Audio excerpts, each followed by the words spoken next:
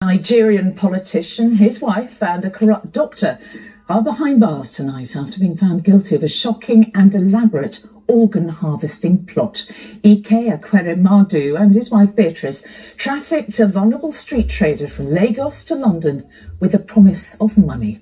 They wanted to take one of his kidneys to transplant into their sick daughter. When medics at London's Royal Free Hospital rejected him, the plot began to unravel.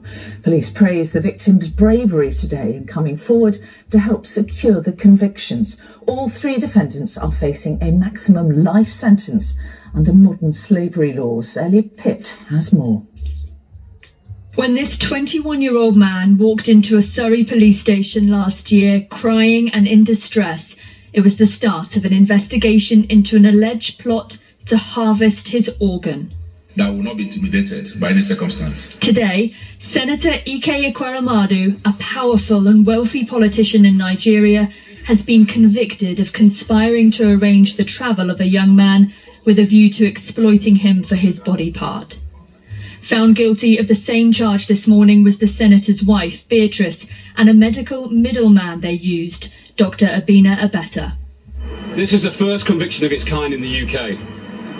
We could not have achieved this without the courage of one person, our victim survivor. I want to commend him for his bravery in speaking out. The Old Bailey heard how the victim, a street trader from Lagos, was offered £7,000 to come to the UK and promised a new life here.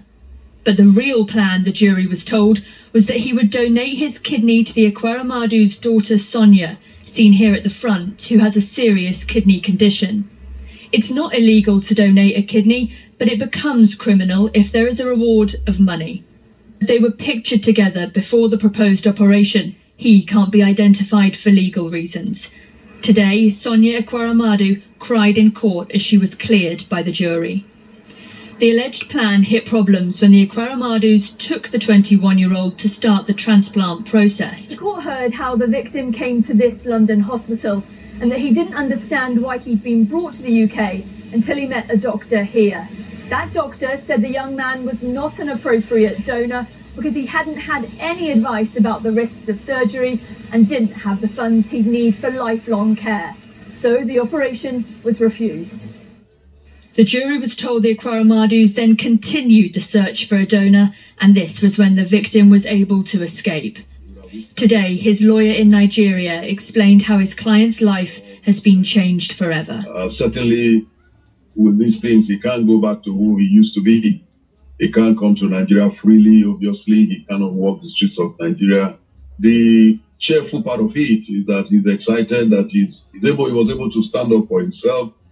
And this decision to do that and seek help from the police has now created a historic legal precedent.